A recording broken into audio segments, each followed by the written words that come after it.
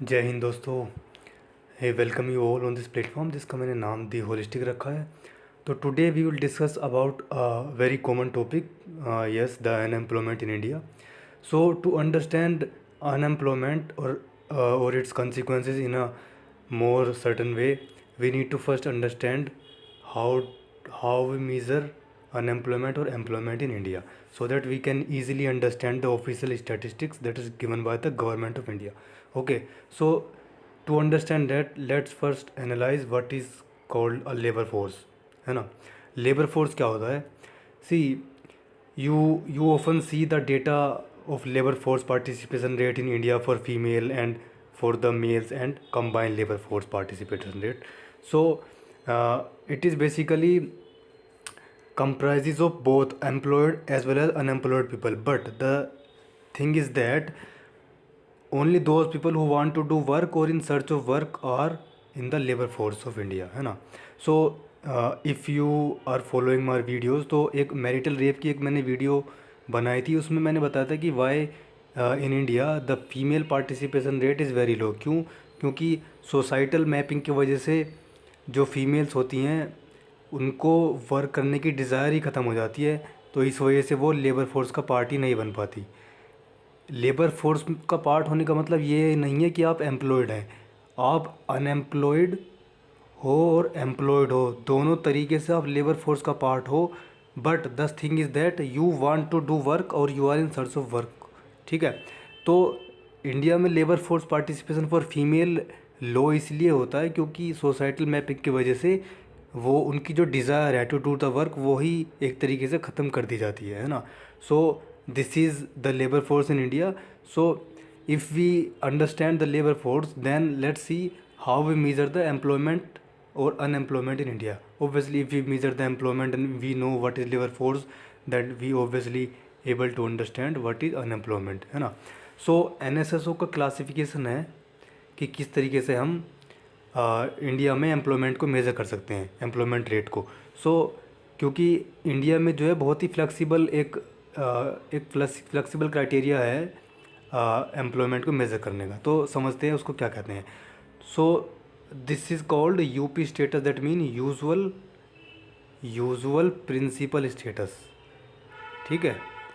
और इसको कहते हैं S S status, that means subsidiary status. तो यूपीएसएस ये दोनों एक्चुअली कंबाइन ही होते हैं, मैंने इसको इधर इसलिए दिखाया ताकि आप डिस्टिंक्शन थोड़ा समझ पाएँ। तो यूपीएसएस स्टेटस जो होता है इसका मतलब होता है कि यूपीएसएस स्टेटस जो होता है कि आप पिछले एक साल में आपको कितने दिन एम्प्लॉयमेंट मिला है। तो यूपी स्टेटस के अंदर अगर आपको 182 डेज़ के ज़्यादा आप एम्प्लॉय हैं, यानी half of the days in a year आप एम्प्लॉयड हैं, तो आप यूपी स्टेटस के अंदर आते हैं। इसका मतलब आपको एम्प्लॉयड माना जाएगा, ठीक है। यानी अगर आपको एक साल में आधे दिन के लिए काम मिला है तो आप एम्प्लॉयड माने जाएंगे, आप एम्प्लॉयमेंट रेट जो है इंडिया का उसके अंदर आएंगे। और अगर ऐसा स्टेटस की बात करते हैं सब्सिडियरी स्टेटस, इसका मतलब होता है कि जो लोग यूपी स्टेटस के अंदर नहीं है, यानी यूजुअली प्रिंसिपल स्टेटस के अंदर नहीं है, और तभी भी उनको पिछले एक साल में 30 दिन से ज़्यादा दिन के लिए काम मिला है, तो भी उनको एम्प्लॉयड माना जाएगा। समझ रहे कितना फ्लेक्सिबल क्राइटेरिया है इंडिया में एम्प्लॉयमेंट मेज़र करने का, ठीक है। तो ये तो हो गया एक ईयर की बात। अब मैं करंट वीकली स्टेटस और करंट डेली स्टेटस की बात करूँगा। तो वीकली स्टेटस का मतलब ओब्वियसली पिछले 7 दिन में आपको कितना काम मिला है और आपकी इकोनॉमिक एक्टिविटीज़ क्या रही है, उसके according you will decide that you will be the part of employed और अनएम्प्लॉयड इन इंडिया, ठीक है। So this is one another is that the current daily status. Current daily status means there are 3 category into this. तो 3 categories क्या हैं वो देखिए ये है। So let's understand this, let's understand the 3 categories. See, in a day, if you get employment less than 1 year, you will be considered as unemployed, ठीक है। if you get work for 1 to 4 hours in a day, you will considered as partially employed, है ना। if you get work for more than 4 hours in a day, you will be considered as employed, है ना. So this is the criteria in current daily status, है ना. So now you are able to understand how we measure the employment rate in India. ठीक है. सो अब इस measurement के बाद क्योंकि आप समझ गए होंगे कि इंडिया में फ्लेक्सिबिलिटी बहुत ज़्यादा है एम्प्लॉयमेंट मेज़र करने के लिए, उसका जो क्राइटेरिया है वेरी फ्लेक्सिबल है. तो उसके बावजूद भी इंडिया का हम मेज़र कर, अब हम देखते हैं जो ऑफिशियल स्टैटिस्टिक्स है उसके अकॉर्डिंग जो अनएम्प्लॉयमेंट रेट है इंडिया का वो क्या कहता है. ठीक है. So according to economic survey of India, PLFS की जो रिपोर्ट है 2024 की, उसमें वो बताते हैं कि अनएम्प्लॉयमेंट रेट जो है वो केवल 3.2% है. आप समझ रहे हैं, इतना फ्लेक्सिबल क्राइटेरिया होने के बाद भी 3.2% ही लोग अनएम्प्लॉयड है. यानी लोग लेबर फोर्स का पार्ट ही बहुत कम है. लेबर फोर्स का पार्ट होने के बावजूद उनको कुछ उसमें एम्प्लॉयड होंगे और कुछ अनएम्प्लॉयड होंगे. तो ये जो अनएम्प्लॉयड हैं इनका रेट है 3.2%. ठीक है. इसमें वो लोग तो हैं ही नहीं जो प्रिपेयर कर रहे हैं, जो ट्रेनिंग कर रहे हैं, या जो अभी डिले कर रहे हैं अपना एम्प्लॉयमेंट को, अपने स्किल के अकॉर्डिंग उन्हें एम्प्लॉयमेंट मिल नहीं रहा, वो और स्किल गेन करने की फील्ड में भी अभी बिजी हैं. तो वो लोग तो इसमें हैं ही नहीं. तो अगर कोई एस्पायरेंट है, if he is preparing for something, और वो अपने आप को कहे कि नहीं मैं तो अनएम्प्लॉयड हूँ, तो this is not the real thing. क्योंकि उसका जो मेज़रमेंट है अनएम्प्लॉयमेंट रेट में आएगा ही नहीं. क्यों? क्योंकि मैंने आपको बताया था, क्योंकि वो लेबर फोर्स का पार्ट ही नहीं होगा. लेबर फोर्स का पार्ट कौन होगा? Who want to do work और इन सर्च ऑफ वर्क. उसको तो अगर काम मिलेगा वो करेगा ही नहीं जो एस्पायरेंट है, क्योंकि he is preparing for something else, है ना. तो अल्टरनेटिव वर्क अगर उसको दें कि सर आप कल आ जाइए, अपने कोई भी आपको ऑफिस वर्क या हम दे, तो वो नहीं करेगा. तो he does not want to do any kind of work. So that's why he is not part of the labour force. तो उसको हम अनएम्प्लॉयमेंट रेट में नहीं डालेंगे. ठीक है. तो इस तरीके का हमारा मेजरमेंट है इंडिया में. तो अब ये तो है कंबाइंड अनएम्प्लॉयमेंट रेट इंडिया में 3.2% ही 2024. तो PLFS जो है, जो PLFS क्या करता है, जो अनएम्प्लॉयमेंट रेट है उसको कैटेगरी वाइज डिवाइड कर देता है. यानी अर्बन यूथ की तरह, रूरल यूथ की तरह, ग्रेजुएट्स और इलिटरेट्स. ठीक है. तो अब आप यहाँ थोड़ा सा ध्यान दीजिएगा, आपको एक थोड़ी सी चीज़ें समझ में आएंगी कि कैसे मेजरमेंट हो रहा है अनएम्प्लॉयमेंट का.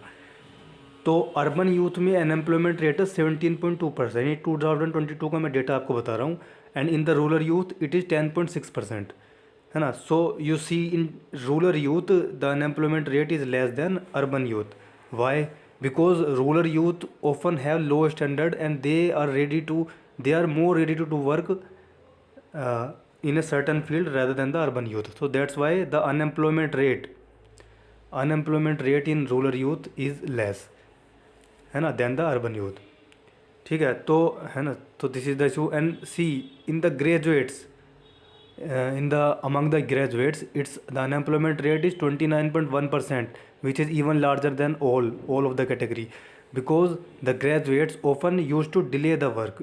They do not want to do work, they do not want to do any kind of work, because they are focusing on certain fields like government job, like we have white collar working jobs, then we have the jobs which are aligned to their skills only, है ना. ठीक है ना. तो जो graduates labour force का part है और they are in searching of work, but they are not able to get their desired work, so that's why they are called as unemployed. And that's why we have 29.1% unemployment rate in among the graduates. ठीक है. See and now you see among the illiterates it is only 3.4%. Why?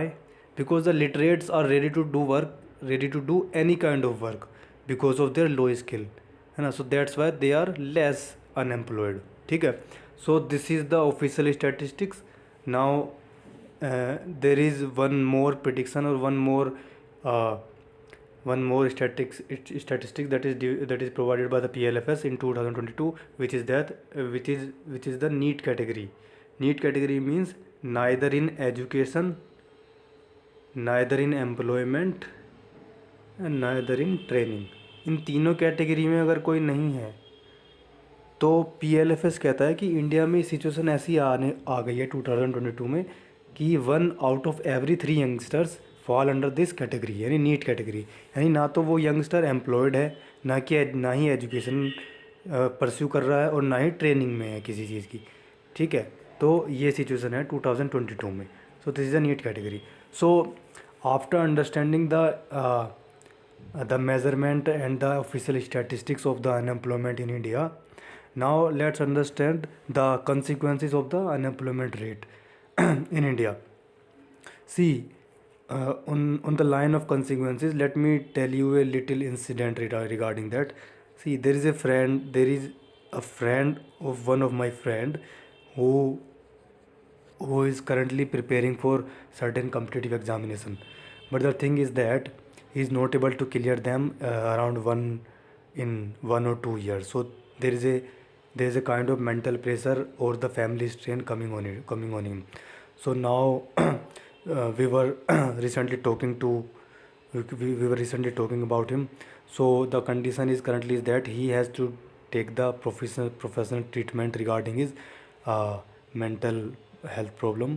And he was saying is that if this year the result is not coming positive, then I don't know what to do, whether I will pursue my life in the same way or not. So obviously this is the issue of unemployment, and obviously the career uncertainty that usually the youth feel और youth suffer from, है ना। सो इसीलिए हमें consequences थोड़ा सा समझने होंगे unemployment के, कि क्या हो सकते हैं किसी भी कंट्री में। ठीक है, सो कंसिक्वेंसेस सबसे तो मैं केवल यूथ पे फोकस कर रहा हूँ। Apart from that we have lots of unemployment consequences और consequences of unemployment in India basically, और in the whole world also, है ना। So I am just focusing the nearby और द यूथ्स, है ना। ठीक है, so the one is the I have categorize them in two parts, one is social psychological issue and the economic issue. So social psychology issue में obviously I have tell you I have just narrated you a story, mental health issue and family strain, है ना। they are mainly combined with each other, है ना। Other issue is there social unrest. Social unrest means the tendency to to do a deviant action in a society. Deviant action means या तो वो criminals बन जाएंगे अगर unemployed होंगे, या फिर कुछ ऐसा काम करने लगेंगे जैसे फॉर एग्जांपल robbery हो गई। then for example they used to renounce the practice, for example they become drug addicts, they may become the accused of heinous crimes like rapes, है ना। so you see that in the developed nation we have low crime rate rather than the developing nation. It is the one of the main reason is that the low unemployment rate in developed nation, because the unemployment may lead to the rise of tendency of demand action. That's why the social unrest may observe there, है ना। recently you may see the condition in Nepal, है ना, and in Bangladesh, है ना। so there we recently see the Gen Z protests over there on the issue of unemployment and the corruption in the government functioning there. ठीक है, so this is also the issue of the unemployment in a particular nation. And other one is that economic issues. See,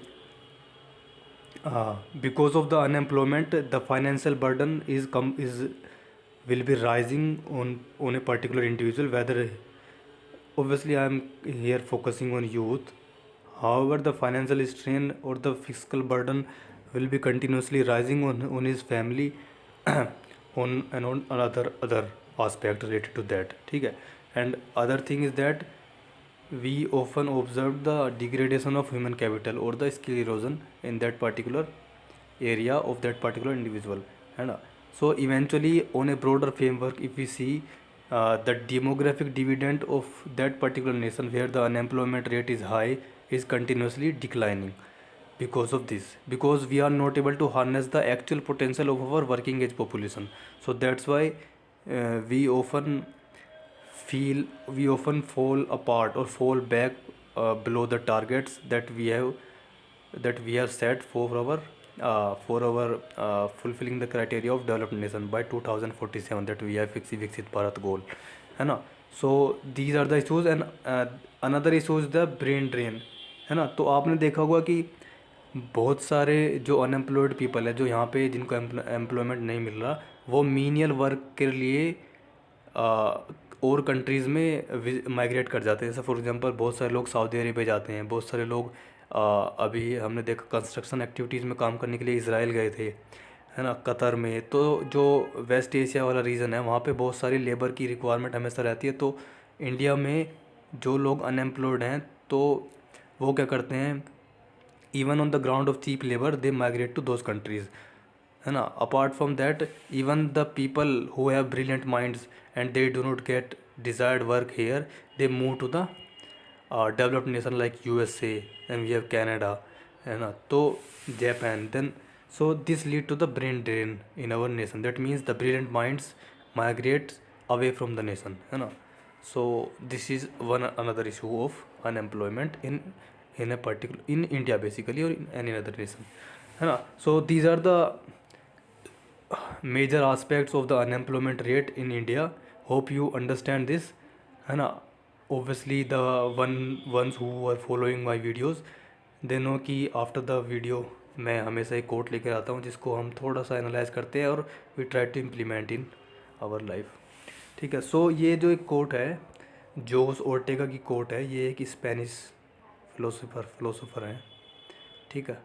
तो coat को थोड़ा समझेंगे पहले. Coat कहती है कि an unemployed existence is a worse negation of life than death itself. ठीक है. तो यहाँ अनएम्प्लॉयड का मतलब ये नहीं है कि आपको काम मिल रहा है, नहीं. ठीक है. यहाँ का मतलब है कि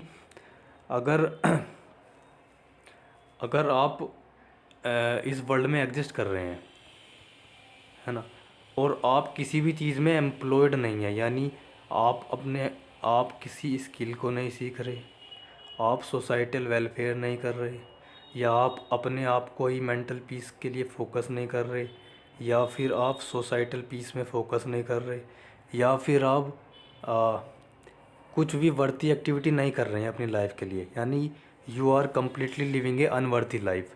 तो उसका मतलब होता है it is a worse negation of life than death itself, यानी वो डेथ से भी ज़्यादा ख़तरनाक चीज़ है लाइफ के लिए. ठीक है. तो आप किसी न किसी चीज़ में एम्प्लॉयड रहें, चीज़ें सीखते रहें, लर्निंग माइंडसेट रखें, और try to make this world more beautiful. So this is what actually this quote is trying to say that, है ना. Otherwise unworthy life is absolutely equal to death itself, और early death we can say. ठीक है. So hope you understand the video and you are now able to understand the official statistics regarding the unemployment rate in India, and you are also able to understand that the people who say that I am unemployed and they are simultaneously preparing for something, they are not the part of labor force, है ना. So understand that. So they will not be counted in the unemployed people in India. So that's why we have unemployed rate is around 3.2% only, है ना. So hope you understand this, है ना. So obviously there can in this video there should be the measures to handle unemployment in India, है ना. So I am leaving it to you guys.